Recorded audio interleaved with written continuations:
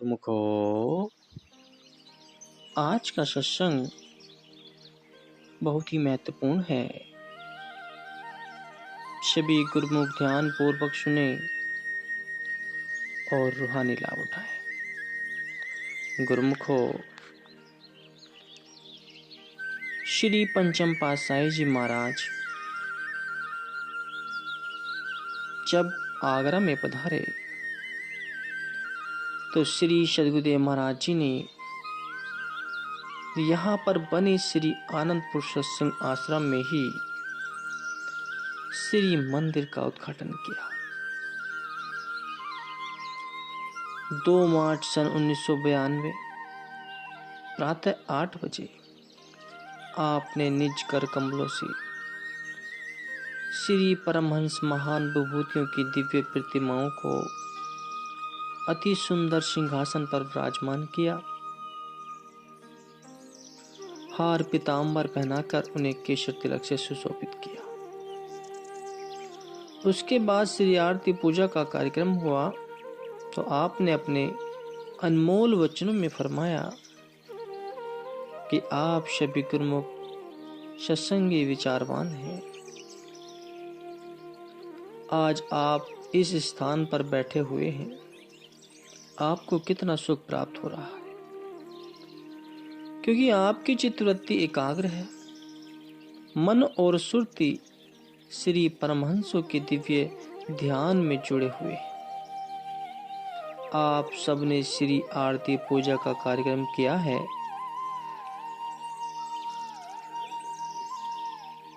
इससे आप सब खुशी में झूम रहे हैं।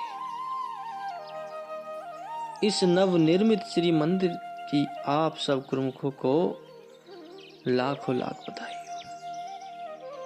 महापुरुष फरमाते हैं कि सबको वाणिज्य खार खली, हीरा कोई न ले। हीरा लेगा जोहरी, जो मांगे सो दे। कि सारा संसार तुच्छ वस्तुओं का व्यापार कर रहा है। हीरों के व्यापारी बहुत कम होते हैं, क्योंकि हीरा बहुत मूल्यवान होता है।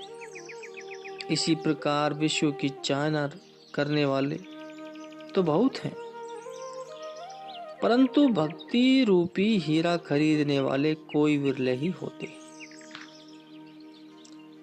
जैसे बहुत सारा धन देने से हीरा मिल जाता है, ऐसे ही संसार के सब पदार्थों का त्याग करने से भक्ति रूपी हीरा मिलता है। वैसे यह सौदा बहुत सस्ता है, क्योंकि दूसरी चीजें बाजार से महंगी या सस्ती खरीदी जा सकती हैं, लेकिन सत्पुरुषों का मिलाप कई जन्मों की कमाई से होता है।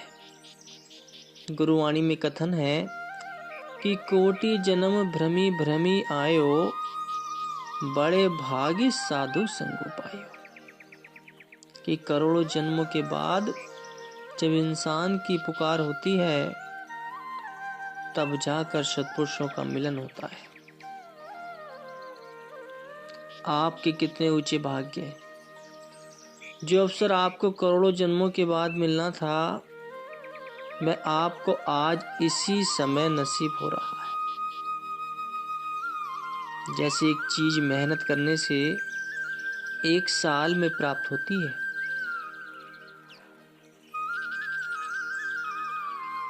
और दूसरी 10 या 20 साल में मिलती है, तो भी उसे अपने लक्ष्य को पाकर खुशी होती है।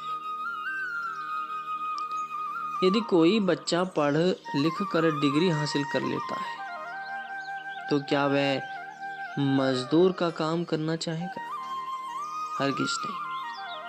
इसी तरह इंसानी चोला पाकर भगवान से मिलकर परमात्मा स्वरूप होना चाहिए। वह तभी होगा जब उसका ध्यान आएगा और उसे दिल में बसाएगा। अगर चित्त में दूसरे ख्याल होंगे तो फिर भगवान का ध्यान दिल में नहीं आएगा। सुरती दूसरे ख्यालों में भटक जाएगी आत्मा और परमात्मा एक है, लेकिन जो माया का पर्दा बीच में आ गया है यह दीदार नहीं होने देता। जब तक माया का पर्दा दूर नहीं होगा मालिक का दीदार नहीं होगा। परमात्मा हर जगह मौजूद है गुरुमुख, हर जगह उसका वास है, लेकिन जीवात्मा पर मलिनता का जो पर्दा है वह उसे दर्शन नहीं करने देता। आपको यह सुनहरा अवसर मिला है जो कि श्री परमहंस मंदिर में आकर अपने मन को एकाग्र कर परमात्मा से एकाकार हो सकते। गुरुमुख विचार करें कि इतनी ऊंची चीज को छोड़कर वे क्यों झूठी चीजों का ख्याल करते हैं। महापुरुष इसी लक्ष्य की पूर्ति हेतु संसार में आते हैं और गुरुमुख जन उनकी शरण में आकर अपने वक्त का पूरा लाभ उठाकर लोक परलोक सुखी बना लेते हैं। श्री वचनों की अनमोल निधि और शुभ मुहूर्त के दुर्लभ नजारे को पाकर गुरुमुख प्रेमियों के हृदय में अपार आनंद समा गया। भंडारे का आयोजन किया गया। सब प्रेमी जन भाव विभोर होकर गुरु महिमा के गीत गाते हुए श्री प्रभु जी का कोटि कोटि आभार व्यक्त करने लगे। श्री दरबार की एक नई बाई जी आगरा में स्थापित श्री आनंदपुर सत्संग भवन में रहकर सत्संग उपदेश की सेवा कर रही थी। एक दिन वह आगरा में यमुना जी के किनारे के रास्ते एक गुरुमुख भक्तनी के साथ पैदल ही कहीं जा रही थी और घाट के निकट पहुंचकर सीढ़ियों पर बैठ गई। वहीं बैठे बैठे अचानक उनके हृदय में यह विचार उत्पन्न हुआ कि भगवान श्री कृष्ण जी का अवतरण तो मथुरा नगरी में हुआ था, परंतु उन्होंने गोकुल एवं वृंदावन में अनेक स्थानों पर अपने प्रिय बाल सखाओं के साथ लीलाएं की। जब वे बांसुरी बजाते थे तो उस तान को सुनकर गोपियां अपने सब कार्य छोड़ खिंची चली जाती थी और जब गोपियां अपने हृदय की वाणी पर मधुर मिलन का राग अलाप कर भगवान श्री कृष्ण जी को पुकारती तो भगवान तुरंत उनके पास पहुंच जाते थे। हृदय में इन्हीं प्रेम भावों का अनुभूदय होने लगा और वे उस भक्तनी के साथ वहां से धीरे धीरे सड़क के किनारे पर चलते हुए मन ही मन कहने लगी कि मैं भी तो अपने इष्ट श्री सद्गुरुदेव जी महाराज जी के शिव दर्शन करने के लिए श्री आनंदपुर और श्री प्रयागधाम जाती हूँ।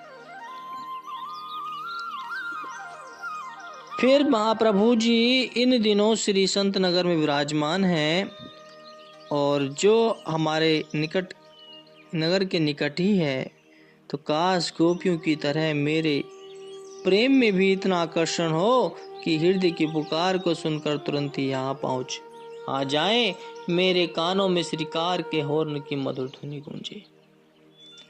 उस समय जब मैं मुड़कर देखूं तो मेरी ओर आती हुई श्री कार में विराजमान मेरे श्री सद्गुरुदेव महाराज जी कार को मेरे पास रुकवाएं, मेरी आंखों से प्रेम अश्रु बहे और मैं पावन दर्शन कर निहाल हो जाऊं। उस समय उनका प्रभु प्रेम पराकाष्ठ पर पहुंच चुका था। बस तभी उनके कानों में श्री कार्न के हॉर्न की मधुर ध्वनि गूंज उठी तो वे सोचने लगी कि मेरे अंदर ये विचार चल रहे हैं, शायद इसलिए ही हॉर्न की ध्वनि मेरे कानों में गूंज रही है।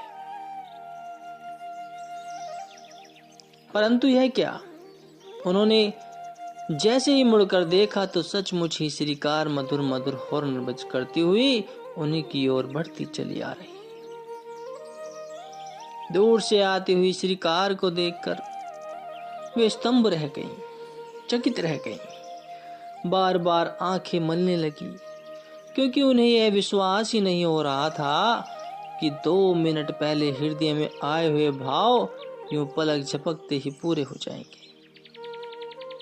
तो श्री कार उनके निकट आकर रुक गई। श्री प्रभु जी को सम्मुख पाकर वह अपनी सुध बुध भुला बैठी। नेत्रों से अश्रुधारा प्रभावित होने लगी। तभी श्री कार का दरवाजा खुला।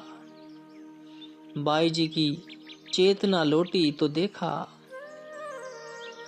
कि वृद्ध समारनहार प्रेम के भंडारी घटघटवासी श्री श्री 108 श्री पंचम पातशाही जी महाराज श्री कार में विराजमान है और मंद मंद मुस्कुराते हुए शुभ आशीर्वाद प्रदान कर रहे हैं। तो वह श्री चरणों में नतमस्तक हो गई और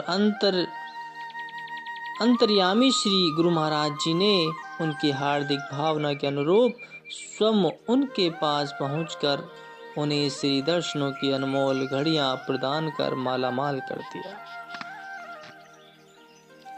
आपने कई बार सत्संगी महाजन एवं बाइयों के विनम्र आग्रह पर आगरा में आकर उन्हें श्री दर्शन देकर कृतार्थ किया। एक बार श्री वचन हुए कि आप सब गुरुमुख जन इतने खुश और उत्साहित नजर आते हैं, क्या कारण है? इसका मतलब यह है कि आपको अपने मतलब की चीज मिल गई है। जैसे किसी खरीदार को बिक्री करने वाला मिल जाए और बिक्री करने वाले को खरीदार अच्छा मिल जाए तो उनको आपस में कितनी खुशी होती है। बताओ आपको कौन सी चीज की तलब है? सभी गुरुमुखों ने ऊंची आवाज में कहा कि हमें श्री चरणों की भक्ति चाहिए। तो फरमाया कि आप सबको भक्ति की तलब है, इसलिए महापुरुष भी भक्ति देने के लिए आए। जो मालिक की भक्ति करते हैं उनका यह जन्म भी सुहेला हो जाता है और परलोक भी संवर जाता है। यह जो श्री परमहंस अद्वैत मंदिर की रचना हुई है, यहां से रूहानी खुराक मिलती है। गुरुमुख जन हमेशा भक्ति की तलब रखेंगे तो सदा खुशियों से भरपूर रहेंगे और अपना जीवन सफल बना लेंगे। महापुरुषों की भी यही इच्छा है कि आप खुशी से सराबोर रहें और हमें भी बहुत प्रसन्नता हुई है। श्री वचनों का श्रवण कर आई हुई समस्त संगत भी इस परम सौभाग्य को पाकर कृत्य धन्य हो गई। आपने भाई प्रकाश प्रेमानंद जी को बुलाकर कहा कि हमें राजधानी एक्सप्रेस से कोलकाता की ओर जाना है। हम चाहते हैं कि ट्रेन उस स्टेशन से लें जहां भीड़ भाड़ न हो और एकांत हो। हमारे विचार से कानपुर ठीक रहेगा। आप वहां जाकर शहर के कोलाहल से दूर किसी ऐसे एकांत व शांत स्थान पर प्रबंध करो जहां हम कुछ घंटे ठहर पाएं। अगले दिन श्री प्रभु जी आगरा से प्रस्थान कर श्री संत नगर पहुंच गए। बाई जी कुछ प्रेमी भक्तों के साथ कानपुर की ओर चल दी। वहां जाकर कई स्थान देखे परंतु कोई भी उपयुक्त न लगा। तभी किसी भक्त ने कहा कि मेरे निकट संबंधी हैं जिनकी शहर से हटकर साबुन की फैक्ट्री है और उनका निवास स्थान भी वही है। उनकी सत्संग में कोई रुचि नहीं है परंतु मुझे भरोसा है कि वे श्री गुरु महाराज जी के सम्मान में कोई कमी नहीं छोड़ेंगे। बाई जी ने भक्त जी को लेकर उनके घर पहुंची और अपने आने का प्रयोजन बताया। परिवार में खुशी की लहर दौड़ पड़ी और वे इस कल्पना में खो गए कि क्या इतने बड़े महापुरुष हमारे घर पधारेंगे, हमें कृतार्थ करेंगे। उन्होंने सहर्ष स्वीकृति दे दी और इस शुभ घड़ी और शुभ संयोग से मिलने वाले आनंद के लिए आभार भी प्रकट किया। उनकी स्वीकृति पाकर बाई जी ने श्री चरणों में पहुंचकर विनय की कि महाप्रभु जी ने मंद मंद मुस्कुराते हुए फरमाया कि उनके भाग्य उदय होने का समय आ गया है। इस संयोग को पाकर वे भी श्री दरबार से जुड़कर अपना कल्याण कर सकेंगे। बाई जी निर्धारित समय पर सब सामान लेकर कुछ भक्तों सहित कानपुर उनके घर पहुंची। भक्तों ने मिलकर सारे घर को सजाना आरंभ कर दिया। अपनी आवश्यकता के अनुसार सारी व्यवस्था की। घर वालों ने न तो मूर्ति पूजा में विश्वास करते थे और न ही उनकी सत्संग में कोई विशेष रुचि थी। फिर भी वे बड़े कौतूहल से सब तैयारियों का आनंद लेने लगे और उस पावन वेला की प्रतीक्षा करने लगे जब महाप्रभु जी उनके घर आंगन को पवित्र करेंगे। उधर श्री संत नगर से प्रस्थान कर श्री प्रभु जी श्री कार से मधुर हॉर्न बजाती हुई शाम के समय कानपुर उनके निवास पर पहुंच गए। साथ में प्रेमी जनों की एक बस भी आई हुई थी। सब मिलकर उच्च स्वर में जयकारे बोलते हुए भजन गाने लगे। भक्तों को इस प्रकार आनंद में विभोर हुआ देख उस घर के सभी सदस्यों पर अद्भुत प्रभाव पड़ा। श्री दर्शन पाकर उनके अंतरात्मा को दिव्य एवं सुखद अनुभूति होने लगी। आपने सिंहासन पर विराजमान होकर श्री वचनों की अमृत वर्षा करते हुए फरमाया कि गुरुवाणी का वचन है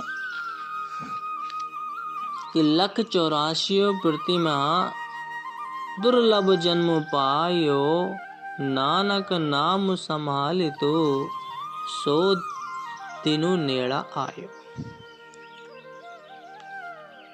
कि 84 लाख योनियों के बाद तुझे जन्म मिला है।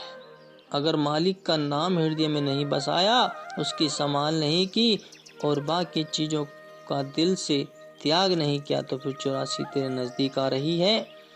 जीव को फिर से 84 में धकेला जाएगा। कारण क्या है कि जैसे कर्म करोगे, जैसे संस्कार सामने साथ ले आओगे, उसी के अनुसार कुदरत उसका फल देगी। इसलिए नाम सुमिरन में चित्त लगाने का यह लाभ होता है कि इंसान के दुख, दर्द और भय सब दूर हो जाते हैं और इंसान सुख में वास करता है।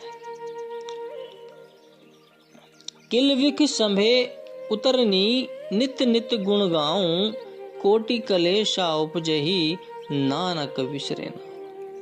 कहते हैं कि इंसान की सारी कलह, कल्पना, क्लेश, दुख, दर्द सब मिट जाते हैं जो चित्त को मालिक की याद में लगाता है, नाम को जपता है। नाम को चित्त से बुला देने से ही जीव को दुख व्यापता है। इसलिए महापुरुष ये फरमाते हैं कि भले ही संसार में रहो, मगर उठते बैठते चलते फिरते दिल में मालिक की लगन हो, लिव सच्चे नाम से जुड़ी हो, फिर ऊपर से भले ही सारे काम करो। अगर इसी प्रकार अपना जीवन गुजारोगे तो यहाँ भी जीवन सुखी होगा और परलोक भी सुधर जाएगा। यही मानव जन्म का लक्ष्य है। इन वचनों को श्रवण कर उनके मन का समस्त अंधकार दूर हो गया। हृदय दिव्य आलोक से प्रकाशित हो उठा। श्री चरणों में आकर विनय करने लगे कि हम तो बहुत नादान और अज्ञानी जीव हैं। आप हमें भी अपने सच्चे नाम की दीक्षा देकर कृतार्थ करें। महाप्रभु जी ने अपनी असीम अनुकंपा करते हुए पूरे परिवार को नाम दान दिया और श्री आनंदपुर दरबार की महिमा से अवगत कराया। वे तो अपने भाग्यों की सराहना करते हुए ही नहीं थकते थे। उनके मन में इतनी खुशी उमड़ रही थी, अपने भाग्य को सराह रहे थे। श्री दर्शन और पावन वचनों का उन पर ऐसा विस्मयकारी प्रभाव पड़ा कि वह सारा परिवार अगले मास वैसाखी के पर्व पर श्री आनंदपुर दर्शनों के लिए पहुंच गया और श्री प्रभु जी ने एक ही दृष्टि में सबको निहाल कर दिया। महापुरुषों की हर कार्रवाई में गहनराज छुपे होते हैं। अपनी रूहों का कहा सब कब और कैसे निस्तार करना है, यह तो सब वे ही जानते हैं और उसी अनुरूप सारी रचना भी स्वयं रचा देते हैं। बोलो जयकारा, बोल मेरे श्री गुरु महाराज जी की जय।